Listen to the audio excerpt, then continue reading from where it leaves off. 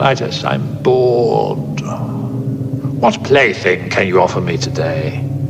An obscure body in the SK system, Your Majesty. The inhabitants refer to it as Farcical, farcical, farcical. I want to hear a farcical. I want to hear it now. I want to hear a farcical right here on Hell Ming Power Hour.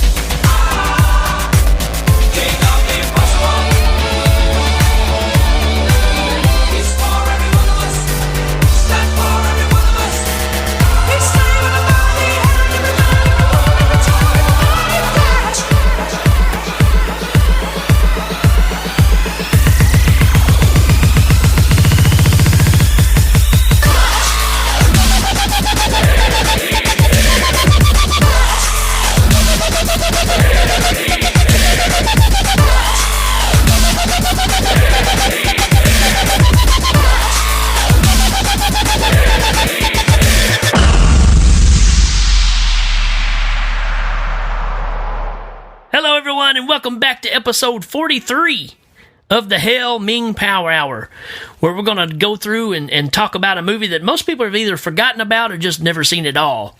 And to conquer this movie, I've got my movie connoisseur, Buddy. Not Buddy, it's not his name, Buddy. But it's Mr. Danny Bennett. Yeah! That's right. Movie connoisseur with an emphasis on the sewer. It could be a movie connoisseur. That'd been even better. Could be the movie Carnosaur. No, it's not. No, it's not. That's not the movie we're doing. As a matter of fact, we're doing a movie that very few people have heard of because of our status as Princes of Mongo and because of our Hail Ming Power. Actually got some exclusive ability to check out this film, and we could not be prouder to be part of the fandom, to be part of the community that is the sci-fi Flash Gordon community, and we are so thankful that they allowed us to see and review this movie. Yep, he's making up a lot of bull, folks. We're going to talk about a movie that nobody has ever seen, nor will you ever see it. We are the only ones to have seen this movie. And what are we talking about? Of course, we're talking about Flash Gordon Part 2, Klytus Revenge. That's right. And the actuality of Klytus Revenge came about because the Hail Ming Power Hour crowd on our Facebook page, in one of our many polls, came up with this to be the next farcical movie that we would review. Right. So realistically, this is Farcical episode number 2. And I know we've got 2 pages out there, but if you're not in the closed group, you're missing out on voting on all these things that we do. So you're actually driving what we're doing a lot on this show. So if you're not on there, you need to join up and let your voice be heard. If you didn't want it to be Flash Gordon Part 2 and you want it to be Big Trouble in Little China Part 2, you should have voted because we could have covered that one. So who knows? That may come down the pike. But yeah, man, this is for the fans. We did one a while back. If you haven't checked out the Farcical we did back in the first year of the show, we covered Princess Bride Part 2. And so now we're getting to cover another movie that only Danny and I have seen, which is Flash Gordon Part 2. And we're excited about it. Yeah, it's an exciting prospect that Flash Gordon Part 2, that only we have seen, will be exclusively premiered in podcast form right now. That's right. So everybody just strap yourselves down because we'll be right back right after this. Yo, yo, yo.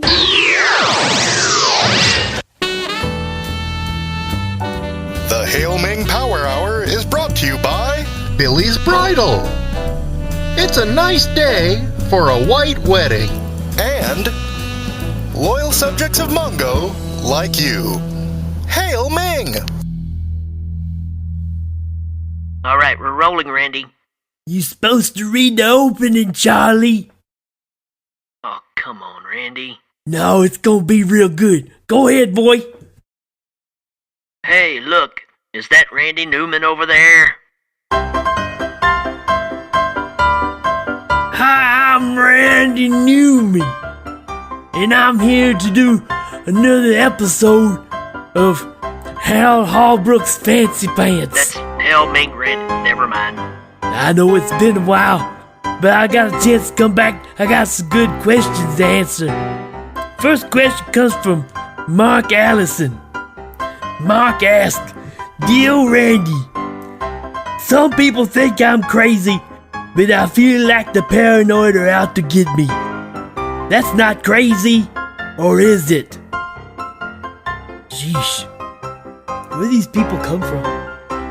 Charlie, Come on, Randy. you know these people? You don't have to be mean about it. Just Okay. try to answer Well, the question. first thing, Mark, is stay away from the drugs.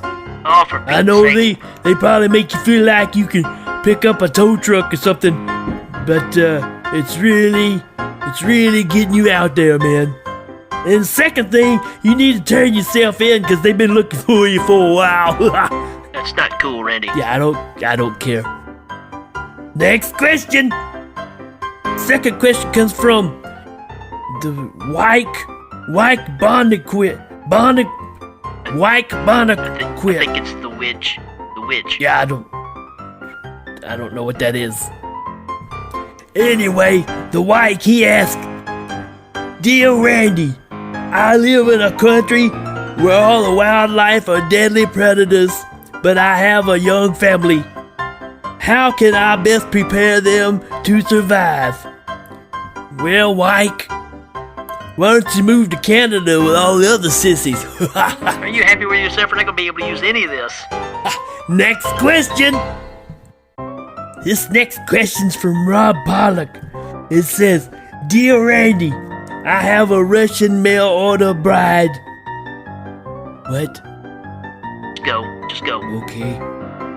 That insists on putting mayonnaise on her french fries. What can I do to show her that ketchup is better? I mean, it's red for God's sakes.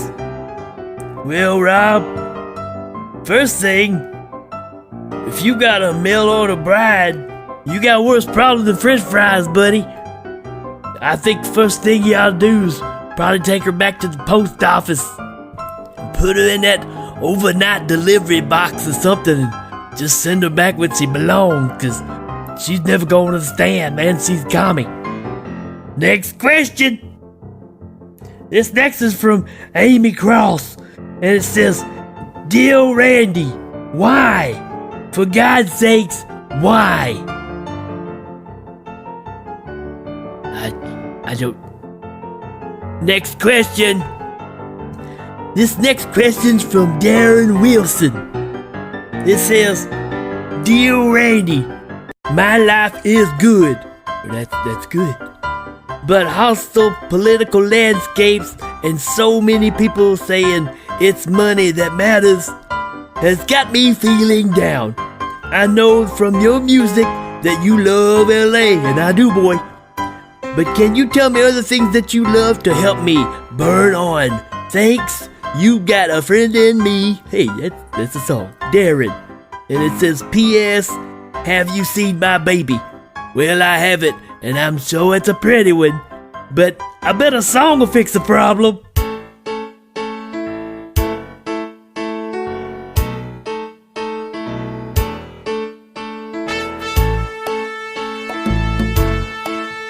Alright! Babes with guns and glazed honey buns. A video, a case, I'm doing Zumba.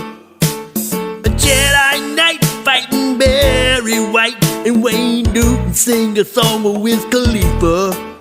Well, I love fried spam, Peter Frampton too, and old King Kong, and a Mr. Magoo. They say you can't buy love on your credit card, but you can rent it if you can get her in your car, 'cause money can't buy everything. Money can't buy everything. Money can't buy everything, but it will come real close. This place goes coast to coast. Well, Darren, I hope that answered your question. Don't forget to go to my Facebook page called Ask Randy. You can leave your questions there and I'll try to answer for you. See you next time, boys and girls. The following movie is rated PG-13.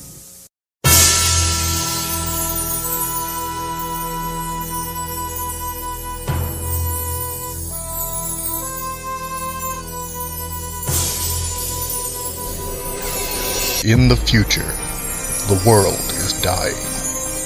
Humanity is being targeted for extinction. The fate of the species has only one hope: to transport the entire population of the planet to a new world, in a ship large enough to accommodate them, fast enough to get them there, reliable enough to traverse the entire galaxy, and strong enough to protect them from their enemies. This summer, humanity's last chance is to get on board. The most epic science fiction film becomes the greatest movie ever made, ever. From executive producers Steven Spielberg, George Lucas, J.J. Abrams, Michael Bay, and M. Night Shyamalan, and by director Robert Klaus of Gymkata.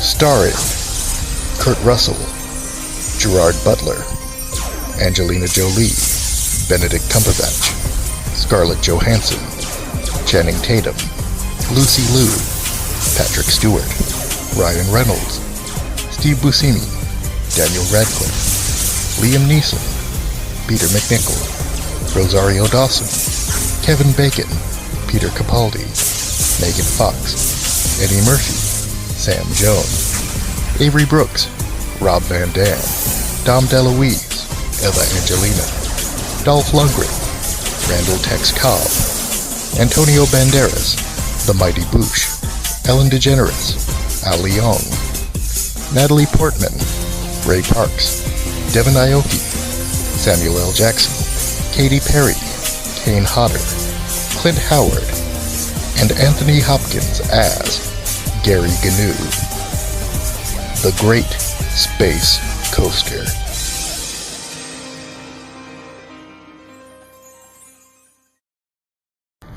Due to fame and fortune, the aforementioned celebrities may not actually be associated with this film.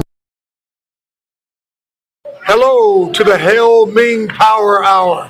Sam Jones, Flash Gordon, Death to Ming.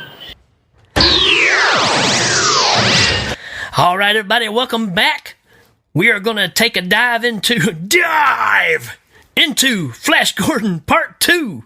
I have a question. So, since this movie does not exist, do we have to take the time machine there? Where would we take it? To the time of legends? Yeah, I don't know. Do we not take the time machine? I mean, we kind of have to take the time machine. It's kind of what we do. It is kind of what we do. So, can we just set it? Can we set it just for now? That's a good idea. We'll do that. Let's set it for now. Yeah. Let me get the time machine, the time chicken out of the time chicken coop. We got a time chicken coop, everybody. Time chicken coop. Thanks to our many sponsors, we were able to afford some chicken wire and some rough wood, and we were able to make a chicken coop. So hopefully we will not lose this fowl again. Right. And even though that we're going to make a very, very short trip in the time machine, we still have to talk about our sponsors too, though, because we have to build the chicken coop. We have to have sponsors to be able to build that. So the first one I got is another new one. Man, we've been racking them up here lately, but it's Bobby Brown's House Cleaning, and their motto is what can Brown do for you? Ooh. I think that motto has been used by somebody else. Everything Bobby Brown has ever done has been done by somebody else. Oh! Hail me. Oh. I've got a new sponsor here, too. James Jones Frozen Chicken Nuggets. For when your dinners are running afoul, why not put ours in your mouth? Oh. James Jones. James Jones Kool-Aid. Let's drink it. Let's drink it together. Oh, man. Okay. We'll move right along, folks. So, everybody strap yourselves in because we're going to take a really, really short trip in the time machine to right now, apparently. Here we go. All right. Whoa! There we are. Just like that. I feel like I never left. All right, so to jump into that was ridiculous. To jump into this movie, we have to have a synopsis, and we got the guy that did our first synopsis for the first Flash Gordon to come back and do the second one. So here's crappy Christopher Walken. Oh, Flash Gordon 2. After his release from prison, notorious ex-con and moonshiner moves in with his father in a cabin in the swamp. His bootleg plans are cut short, however, when a federal agent tells him that he will lose custody of his 9-year-old daughter unless he helps bring down a local crime lord. Oh! Then, an American cowboy living in Mexico discovers his cattle are being eaten by a giant prehistoric dinosaur. I'll give this a Cisco 2.5 cowbells on the rating. Christopher Walken, everybody! Was that really the plot of Savannah Smiles? Or It could be Savannah Smiles. How about that? yeah, how about that? All right, Danny, let's get into this. What's your first reason for people to watch, or to attempt to watch, Flash Gordon Part 2, Klytus Revenge? Man, there are so many twists and turns in this plot, and Yes, I'm going to there have to the very first one that got me just right in the feels is when Flash turns bad. Oh, yes. I mean, you got to trust Flash. He's kind of your compass. You know he's always there for good, and when Zarkov turns him bad, Yeah. I was floored. Yep. And there's more that ties into that, which we'll get into a little later on. But yeah, man, Flash ends up kind of being your bad guy here for a bit, and it's kind of devastating because he's Flash, right? So everybody's depending on him. So Right, yeah, he puts on that black uniform that Princess Aura gets him in the first one. He's just like, this feels good. Yeah. And it's like, oh no, man, it feels bad. It's crazy. I may be bad, but I feel good. I think he said that. That's this movie. Hail Ming. All right, so for me, really setting the whole thing up, if you're trying to figure out, wait a minute, Flash Gordon 2, didn't Ming die? Didn't Klytus die? What's the story here? Well, if you remember at the very end of the first movie, you see a hand come up and actually grab the ring, and it says "The End?" ?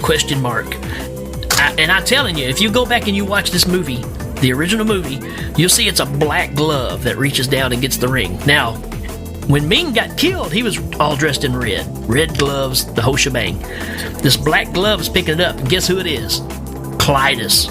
Klytus isn't dead. He got somebody to get some sticks or whatever and stick his eyeballs back in his head, and he's going to be taking over the role of what Ming was in the first movie. So he's wanting revenge for what has happened to him and everybody that he loves, mainly his boss. So Yeah, everybody that he loves, like he loves anybody. they had to change some characters because actually Klytus is played by Ron Perlman in this one. So just a whole different air about him. He's a little tougher. He's got the one metallic arm, which, they still don't give any explanation of why he's got the one arm that's metallic and doesn't work at all. So, I don't know. It still doesn't play into it. But he gets Ming's ring, so he becomes really, really powerful. And because of that, Klytus kidnaps Voltan's daughter. If you remember the first movie, they had a little daughter, and she's in the little pink outfit. Well, he gets her, and he's also wiped the mind of Zarkov. And we'll get into that in a minute, too. So that's like you haven't seen that before. Big shocker there. They had to repeat the things they thought really worked well. And they breed Voltan's daughter with a lizard man. And it creates an army of creatures to do his bidding. So now he's got all these creatures that work for him. And they can fly, and they shoot lasers out of their face/mouth. Remember the way they looked? Yeah, face mouth. The face mouth. Face mouth. And they make this horrible screeching noise that, it's part of their defense that they can. Man, I hated that noise. Like every time that noise, it made my soul turn cold. Yeah, and because that's the whole point. It's supposed to do that and makes your ears bleed. And these things are called screech-a-bitches. And and really, Flash Gordon 2 is a lot darker than the first Flash Gordon. It's really dark. It doesn't have that like it was around that time where darker movies were selling, and they said, let's make this thing dark. Let's make it heinous. Right. So again, these things called screech-a-bitches, they kind of sound like this.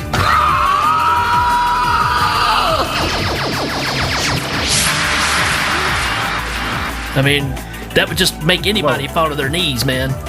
Whoa, yeah, I'm on my knees right now. So yeah, screech-a-bitches, they're bad news. I know I just went through a lot of stuff right there, but it all ties into each other. You had to get the plot of what's going on here. It all does. It all does. And of course, with Evil Flash going around, Baron and Voltan, Voltan's a little...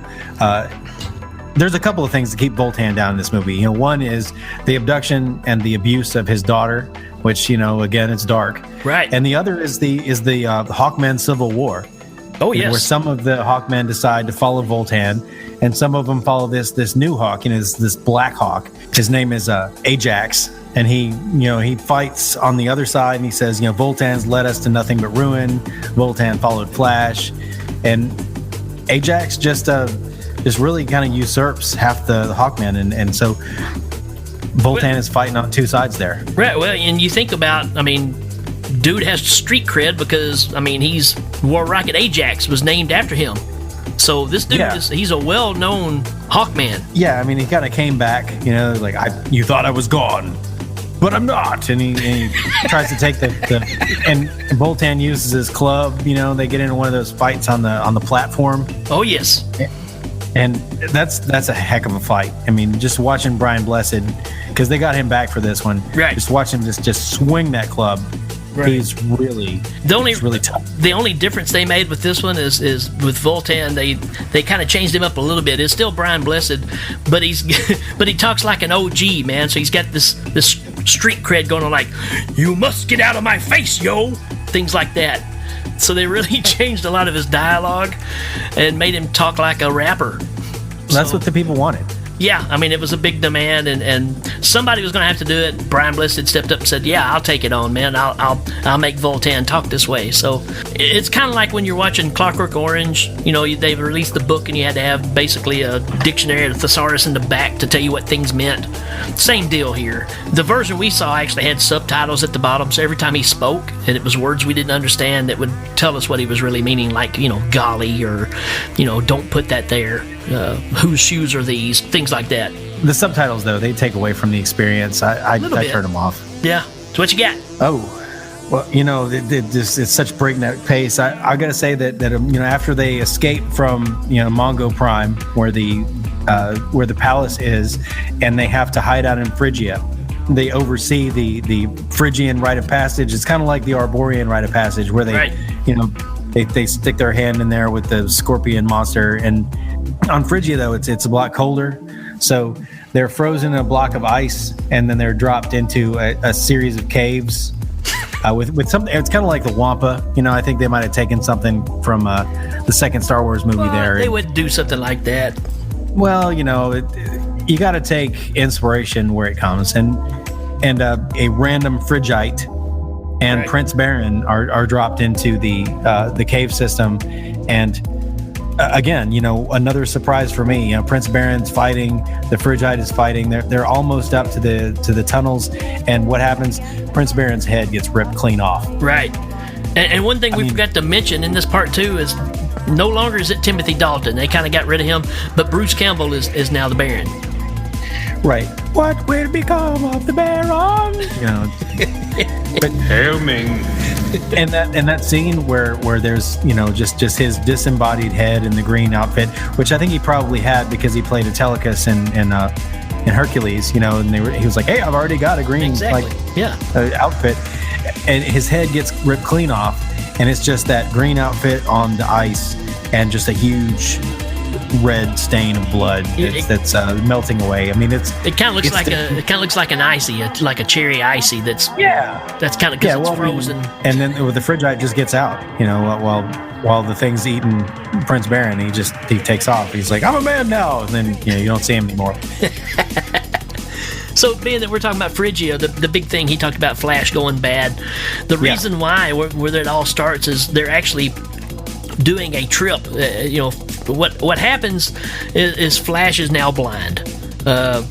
He and Voltan are traveling, and they go by Phrygia. They're looking for Voltan's daughter because she's been missing. Of course, Klytus has got her. They don't know that at the time. So they're going around looking for his daughter because she's missing, and they get too close to Phrygia, and Flash is riding on a rocket cycle. And he has a real bad rocket cycle accident. He got too close to Phrygia, and his hands were like a little bit sweaty, I guess, just in normal process. You're flying blind on a rocket cycle. But they get too close to Phrygia, and Flash's hands actually freeze to the throttle in the wide open position, and he can't get his hands off it, and he crashes into the edge of Phrygia, and it blinds him. And so that gives him a turn to start becoming bad, and he's depressed because now he can't see, and he just starts taking it out on everybody, and that's his spiral down to the dark side, if you will.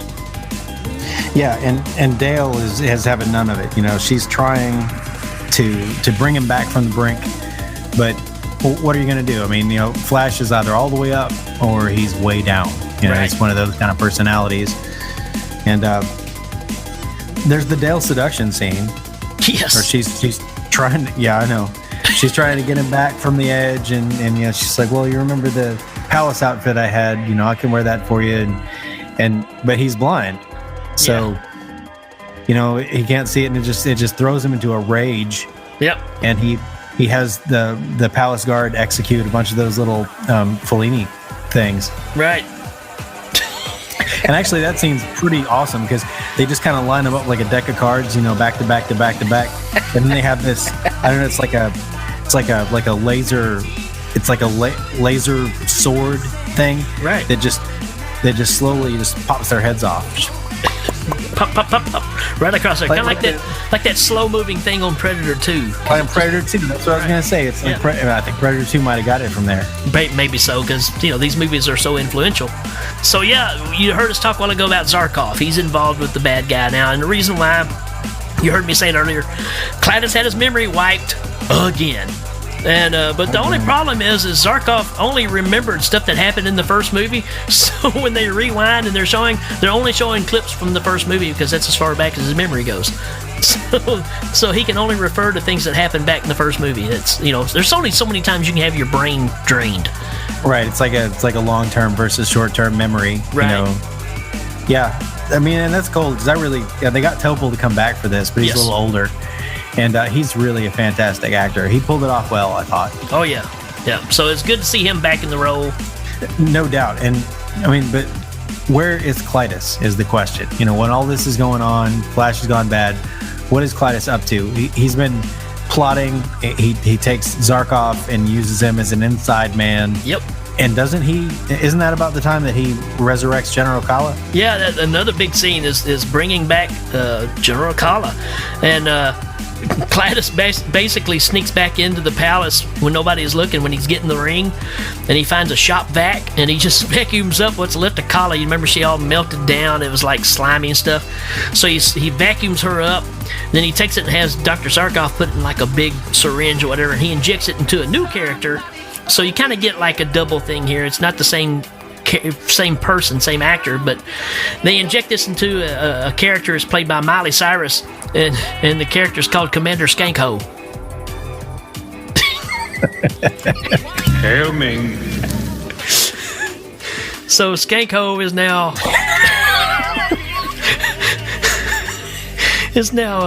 General Kala in just a different form. Different form indeed. It's nice to see new and upcoming actresses like Miley Cyrus getting the opportunity to work with Ron Perlman and Brian Blessed and Topol and Bruce Campbell. And Bruce Campbell until his untimely demise. I mean, Yeah. he doesn't last very long. They're kind of like, Prince Baron, what are you doing on Phrygia? And he ends up, much like on his own planet. He's kind of coerced into this rite of passage. Because every rite of passage is rough in Mongo. But I was going to say that along with the new and the old actors, there are a few tried and true stars that have returned, like Bronson Pinchot. Yes. As the new Palace Doctor. He kind of looks like the old Palace Doctor. He's in the pajamas, and he comes around and he sees the evidence that General Kala has been vacuumed up, and he tries to tell Flash, but Flash is too busy, celebrating his victory. And he says, but really, I think this could be dangerous. And really throughout, he's kind of trying to do the right thing. He's trying to tell Flash, hey, this blindness shouldn't turn you evil. He's trying to tell Voltan, I know you're involved in this civil war, but there are dangers that you don't know about. But he's always at the wrong place, the wrong time. He gets punched a few times. That's the way it is for him anywhere he goes. That's true.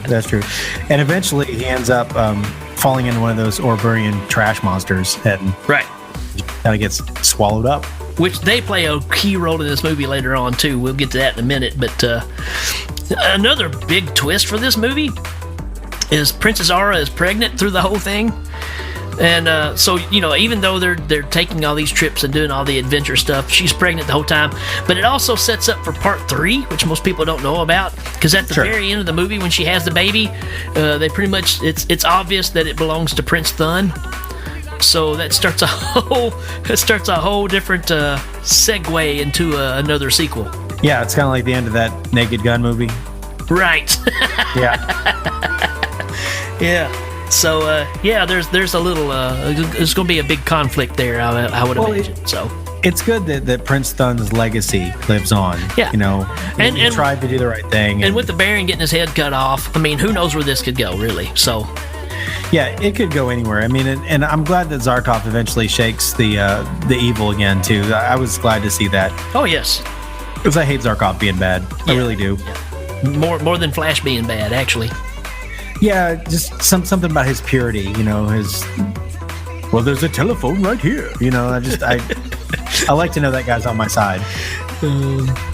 And it all comes down, this is obviously the main reason to watch this movie, but, before you had all the big battle scenes in the original movie, but in this one, it's all on Arborea. So all the big fights are there. And it all starts when the Screecher Bitches attack the youth on Arborea. You get that sound again?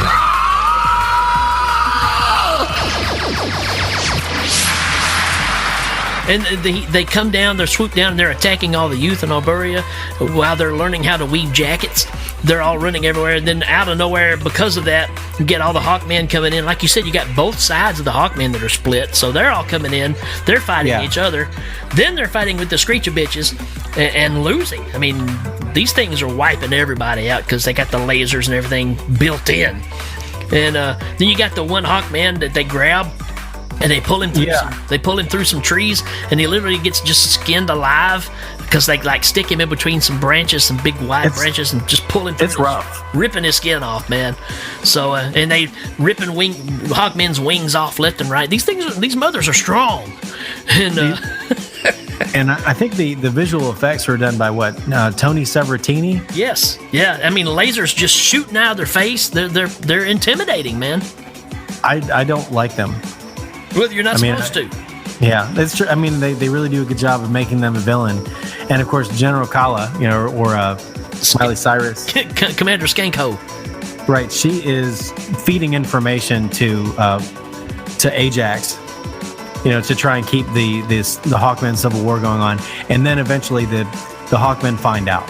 You find out that he's basically been a stooge of the ex-Ming Empire this whole time. Right. And so they flock, of course, no pun intended. They flock to Voltan, and then as a single fighting unit, they're finally able to overcome the Screecher Bitches. Well, there's another part of it too, though, that has to play out, and that leads back to the creatures you were talking about, the garbage sack creatures that were there. So, in order to win, so you got Flash and company and Voltan. They all get together, and to get help from the underground creatures, they have to go to this new character, and you don't see him, but Matt Damon does the voice of it, and, Right. He pretty much saves the day, and that character's name is Trash Canyon, and he's he's the one that gets all the garbage bag creatures to start just taking out all the screecher bitches. And we're glad for Trash Canyon. Canyon's awesome. He saves the day. Yes, he does. I've got it right here. It says Matt Damon, the character that saves the day, is named Trash Canyon. Trash Canyon. Yep. Well, I mean, we've just about wrapped it up, except, of course, for the subplot where Dale, when she can't get flashbacks, she realizes that there has to be a strong leader in Flash's place. So she begins a search to find Ming, right? To find the force that is Ming. Thinking that maybe if she can bring him back, she can bring him back for good and not evil. Right. And she has the whole confrontation with Klytus to get the ring. Right. Right, and that all again is leading up to the third episode where this is all leading. So. Oh yeah, absolutely. And when we saw we saw how badass that Dale could be in the first movie, where she was able to take out guards and do flips and shoot people, and right. She just does more of that. Oh yeah. She finds her way to where Klytus is kind of the mastermind, the puppet master. And she brings it all down, Right, and then during that time too, Trash Canyon has some spells that he can do, and he actually brings back the sight for Flash, and he also brings back the memory again to Zarkov. So they team back up and they come back, and while they come back, that's where you see Klytus is fighting with Dale, and it's getting pretty crazy going on because she's like you said, doing flips and shooting all the pig face people like from the first one, and yep. She's trying to get the ring from Klytus, and they're wrestling around. Then all of a sudden, out of nowhere, you get Voltan coming on one side, Flash comes in the other side, and they don't know what to do. And Voltan trips, and his hat falls off. They got the big two prongs on it. And Flash actually picks up the hat and runs up and stabs Klytus with Voltan's hat. Yeah. And he starts melting again, and then Dale grabs the ring and backs off, and he's just like, almost like the Wicked Witch. Oh, I'm melting, and he's got his, Voltan's hat stuck in his chest, and they're just standing and laughing at him, basically. And, Dale has had enough of this whole thing from this point, Right. So she decides that even if Voltan and Flash are on her side now, she doesn't know if she can trust, and Zarkov, right. She doesn't know if she can trust anybody. So while they're laughing, she takes the ring and she takes off. Yep. And she finds a ship, and using information that she's gleaned on her journey, she's found where she thinks Ming's essence might be hiding. Right, trying to bring him back and bring order out of all this crazy chaos, because who can you trust anymore? Everybody keeps turning good, turning bad, all that stuff. So right, she's the only one that's really kept it, Yeah, and so amazingly, that's the way that this movie kind of ends, with the cliffhanger with the baby being born and Dale going off to find Ming. And then, you got Klytus has been killed by Voltan's captain hat. And out of that, amazingly enough, it's a different soundtrack, but the movie ends with Brian Blessed rapping about wearing your hat.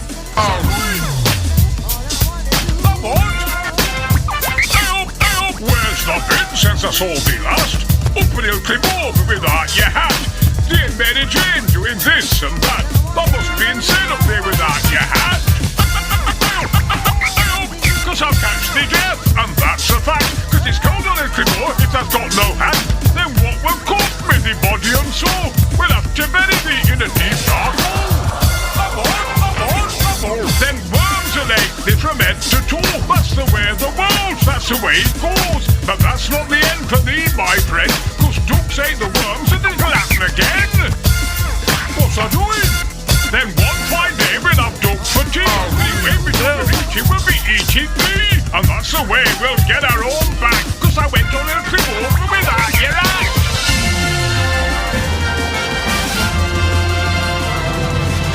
That's where we get us home. Wow. But you didn't wait till after the credits, right? Yeah, he does a small piece there at the end, and then it kicks back in when Dale actually makes it to they don't even describe where the area is. She's just following this guide that's up on the screen. Well, at the very end of the hat. I mean that hat wrap is amazing. And all the people of Mongo, they celebrate and rejoice like in the other one, and they look around. They say, "Where's Dale? Where's Dale?" Right. And then they clip to the ship, and the ship lands in this rocky terrain, and then you see this red robed figure sitting on a cliffside, and she holds up the ring, and then Ming turns around and sees the ring, and he looks so sad. Yeah, it's not as long as the original movie. It's a little shorter, but it's action-packed, man. Packed. It is. It's got a ton of stuff in it. There was a big plan for releasing some figures of the Screecher Bitches, but I think because of the darkness of this movie, it just never got released. Yeah, I kind of agree with that decision. To be honest, it's an amazing movie, and the effects are brilliant. Yes. And it's a real Tour de France. France. But I don't think that anyone is capable of withstanding the bombardment to your senses that this movie represents. I'm not sure that I'm the same person that I was when I started. Well, the big problem with it is they were going to show this movie in Feel Around, and that just didn't work out for this movie. That's true, because there's a lot of pain in this movie. Right. So, all right. So that's going to take us up to Top 5 lines. Our top 5 lines of Flash Gordon Part 2. Yay! So the first one I got is when Brian Blessed, which Voltan, like I said, you got to remember his street cred he's got now, and he actually says, "Get your hands out of my face, yo, for reals." Yeah. I mean, but that, as silly as it sounds, that was a pretty serious. He was upset. He was upset. I got where Dale is talking to Flash when he's blind, when she says, "Flash, are you okay? I know you can't see, but we only have 20 days to save the Mongoverse." My next one is when Flash he's upset and he turns around and goes, "I'm blind. I can't see." Oh, yeah. It's not masterful writing, but it gets to the point. Well, it's if you put it in character of who's saying it, I mean, it is Sam Jones magic. True. I got Voltan when he's encountering Ajax and he's trying to keep the Hawkmen together and not tumble into civil war, and he says, "You tripping, G? We Hawks." Yes, that was pretty cool. I like when the next one I got is when Klytus is talking to Commander Skankho, and he says, "You ever seen a hawk person and a lizard person mate? It's not pretty." Oh God. Okay. Again, I've got Voltan, and this is my last line. Voltan, when he's asked about what happened on Phrygia, he says, "Baron, that mother's dead." Hail Ming. Okay. And my last one is when Klytus again is talking to Commander Skankho, and he says, "You want a chocolate-covered pretzel?" Oh. That's it for Top 5 lines. Top 5 lines. Top 5 lines. Yay! There's an inside joke with the whole chocolate-covered pretzel that's earlier on in the movie, so you have to see it to understand it. Inside joke. Inside joke. Inside Yay. joke. Yay! All right, that takes us right up to Rating time. rating time. What do you think about it, Danny? Oh man, you should go first because I don't want to steal your thunder on the rating. I'm going to give it 237 Commander Skankhos because it's such a pivotal person in the movie. So it's just hard to beat. Really Commander enjoyed it. Yes, it's true. And similarly, I'm going to go with something that is unique to this film. I'm going to say that I'm going to give it 15 flying screecher bitches. Yeah. How can you forget them, man? I mean, with that sound.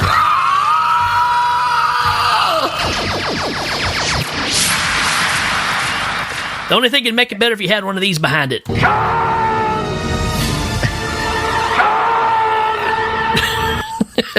I mean, that screechy bitch sound, it gives you nightmares. Oh, And yeah. every time one of them comes on screen, that sound happens. And the fact that when the Hawkmen are down there and they're flying overhead and they make that noise, you just see the blood start coming out of their ears. And they turn each other and go, "What? What? Go where? I can't hear anymore." Pee Wee Herman who? Hail Ming. So yeah, folks, it's a classic that will never be seen. But it was a lot of fun to check it out. The Screecher Bitches are something that deserve their screen time. It's a shame that we'll never allow them to be on screen like they should be. Maybe if you get to be big shots like us and you get involved in the Flash Gordon community, you'll get an opportunity to see it, but I doubt it. Absolutely. And as always, what about Brian Blessed? What do you think of Flash Gordon Part 2? Shut up! Will you shut up? Oh. He's not a fan, I guess. Well, he was in it, so maybe he didn't like the way it turned out. Maybe so. I don't know. We'll have to check into that. All right, folks, we'll be right back. Hello, this is Bobby Brown from my new business, Bobby Brown's House Cleaning. After my music career ended, I needed to come up with a new venture to support the family. I'm always thinking about the best for them. So I created Bobby Brown's House Cleaning. People say, "But Bobby, why would we let a former crackhead in our house?"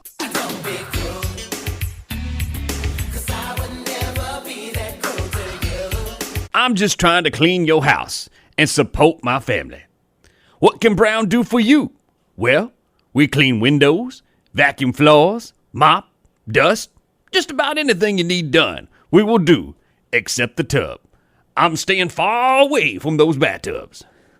People say, "But Bobby, why cleaning houses?" We will make your crib spotless. There's no worries when you leave the key for Bobby Brown's house cleaning. Around in your house while you are at work. Remember, what can Brown do for you? Everything but the tub. Bobby Brown's House Cleaning is a proud sponsor of the Hail Ming Power Hour.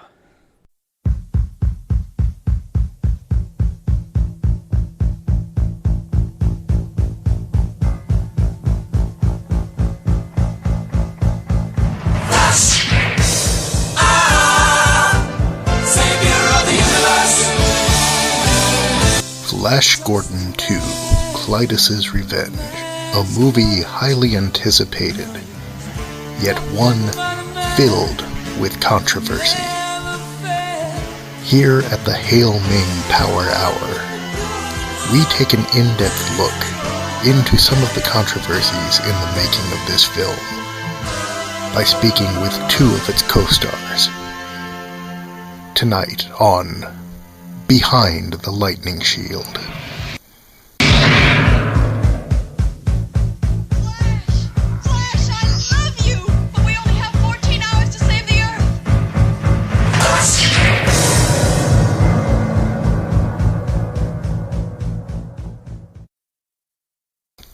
Mr. Jones, in the sequel to Flash Gordon, your character, the hero, takes a dramatic turn and becomes the villain. What is it you thought when you first saw this twist? Well, when I first heard it, I said, wow. I mean, that's cool, but are they really going to get it? So I'm sitting there thinking, okay, it's camp. Is it funny? Are we supposed to laugh? Or are they serious? There are unfortunate rumors that during the filming of this movie, there was a great deal of drug use. Some would say legendary amounts of drug use. Can you confirm or deny that you partook in any drug use during the filming of this movie? Yeah, I mean, when you do it, you don't ever think it's going to be legendary or iconic. So it had all these different blends of, this vision, and it was vibrant, it was rich. but the underlying themes and stuff you're saying, really? So I think we got some good stuff right there. It's really good. I understand that you and your co-star Brian Blessed didn't really get along during the making of this movie. Is that correct?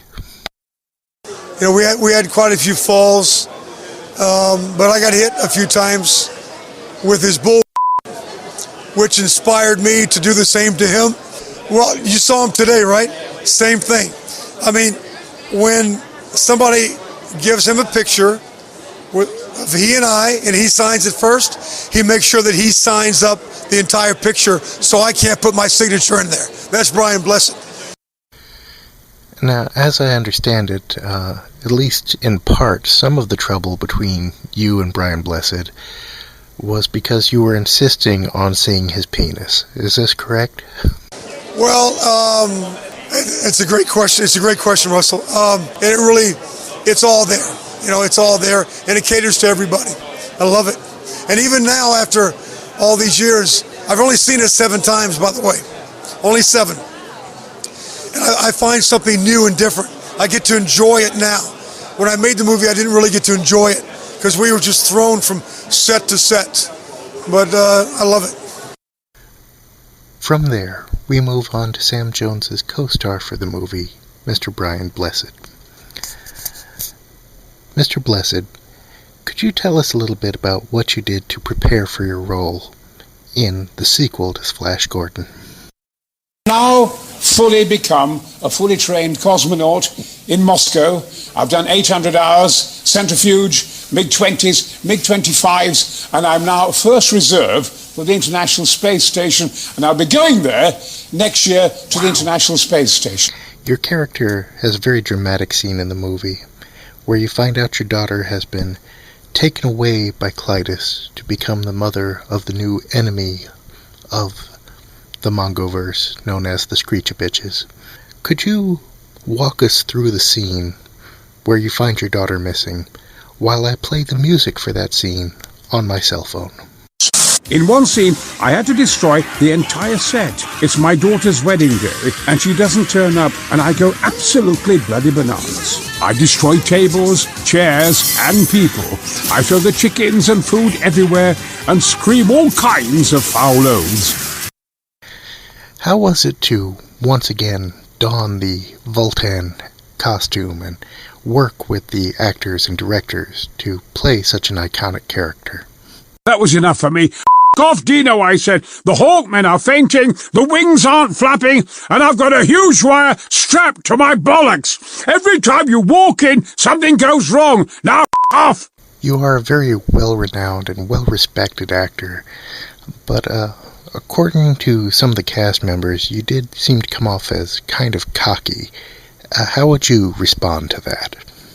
Yes, I think you've got to really love yourself. I mean, to love oneself is to have a lifelong romance. I understand when this movie first started filming, you had an immediate hatred of Sam Jones. Is that correct? Rubbish! This man, who was blessed by God with an amazing talent, was pissing it up against the wall. That's what made me hate his bloody guts sometimes. I understand that some of the conflict between you and your co-star came because of alleged drug use during the set. What exactly did you tell him about his substance abuse problem? They're all scared that you're going to get pissed and spoil things for everyone. Do you actually enjoy having that effect on your fellow actors? If I smell alcohol on you, or if you start threatening people, I'll kick your teeth down your throat and get one of your cronies to pull them out of your ass. And how did this get resolved? I dragged him all over his house. I bounced him off the bloody wall. He'd have my feet in his face and up his arse. I once kicked him very hard in the bollocks. About 2 minutes in, I got him in a chokehold, and he submitted.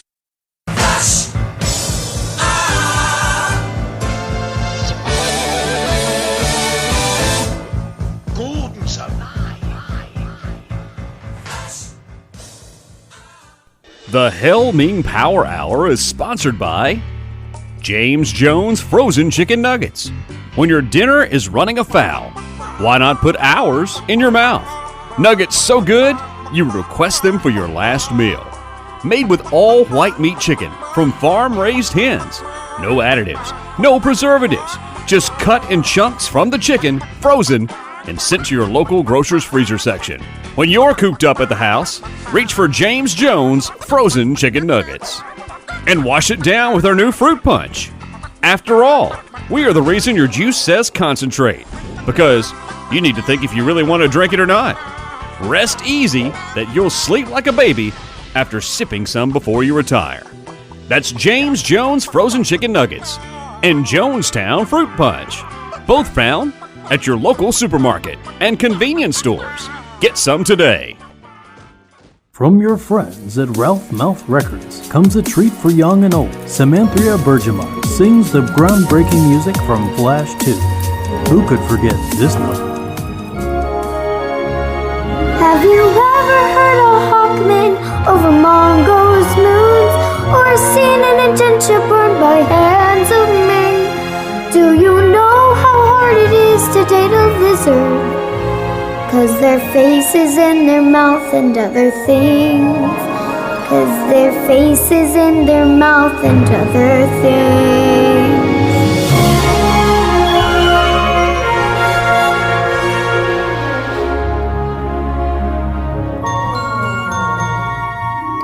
Among the kingdoms of Mongo, there's a forest. Phrygia is pretty cold and lame. I'll send my screechy bitches to destroy it. I'll make the Phrygian people curse my name.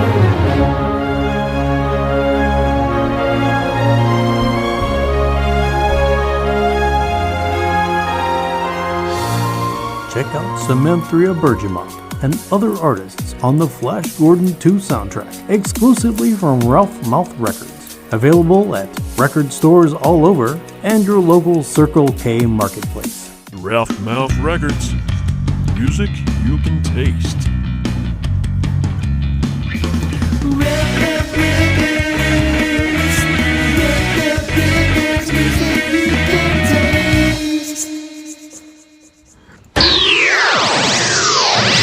All right, everybody. Hope you enjoyed this one. Again, this is the fans voting. It's the Farcical Part 2 for a movie that doesn't exist. Some of this might throw some of you new listeners off, like, what the heck is going on in this show? But, hey, this is how you get involved. We do this because you asked us to. And it's a lot of fun to just come up with crazy stuff that go along with movies that we absolutely love. And if you have any recommendations, hey, feel free to put them out there for us. And who knows, we may have another poll and decide on another one to do down the road if this one works out pretty good.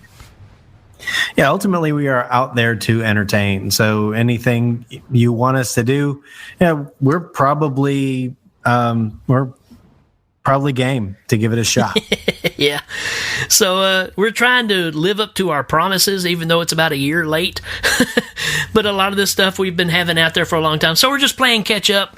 Danny and myself are both actually pretty busy fellas. So whenever we can get the time to throw these things together, that's our priority is for you guys. Well, our jobs at Ming Enterprises and being princes of the Mongoverse, they definitely don't pay the bills. So Right. We've got to find other ways to pay the bills. Like I said, throw some recommendations out there. We'd be glad to check them out. If you have voicemails or anything like that you want to send, some messages or whatever, send them to helmingpowerhour@gmail.com. We'd be glad to put them on a show. Or you can just put them on the Facebook page. I can get them from there too. But we want you guys involved. This is your show. We're just the crazy guys steering the ship. Yeah, and we do it for you. So remember also to check out Legion Podcast, where we have a happy and comfy little home. Also, the other podcasts that are on Legion Podcast, which are growing every day. Man, I think they just gained 3 this week. Yeah, we're picking up shows left and right, and it's good to see the family grow. Right, and so give it a try. We're also on Twitter, where we have episodes archived on SoundCloud, on YouTube. Yep. We have we're everywhere. We're everywhere. iTunes. I mean, Stitcher, Google Play, all those outlets, we're on all of them. So my goal is that someday you will type in Hail Ming and the next two words that come up will be Power Hour. And then if you type in Power Hour, the next two will be millionaires. And then beyond that, I don't know what my plans are because I haven't thought that far ahead. Just don't type in James Jones Kool-Aid. That's not a good idea. No, because it's James Jones chicken nuggets. When your dinners have run afoul, put our nuggets in your mouth. All right, I think it's time to call it. Hey, so for everybody out there, if there's nothing else, I'm Rick. I'm Danny. And we'll see you next time, folks.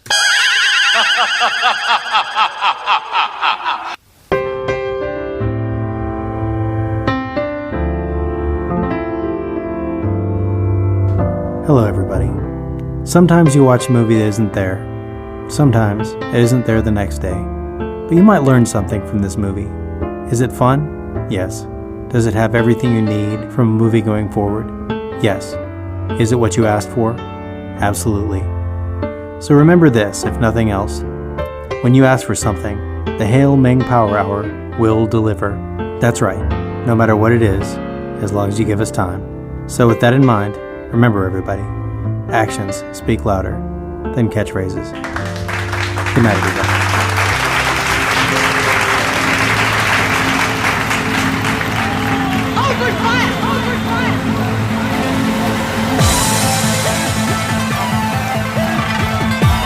Members of the audience will receive the following: classic curves by Dittos, the pants for feel-good company, a gift certificate from Maru-chan Ramen Noodles, Rice-A-Roni. All guests receive a copy of the Hail Ming home game. Thanks to the creative minds and special appearances of Mark Allison, Jeremy Finch, and Jacob Kennedy. Hail Ming is a proud member of Legion Podcasts. Check out all the great shows at legionpodcast.com. Hail Ming is available on iTunes, Stitcher, Google Play, and Legion Podcast. This is Dan Pardo saying good night.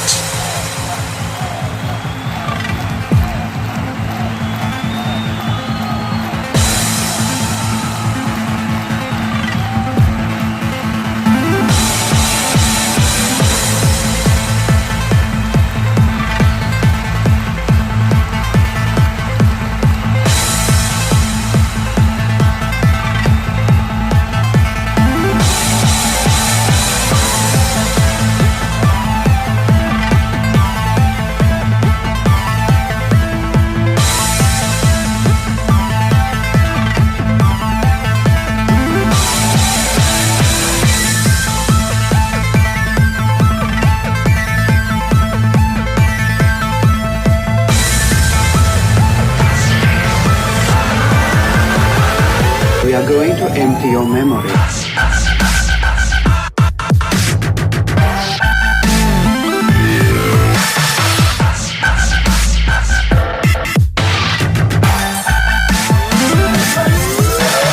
Demon of the Block.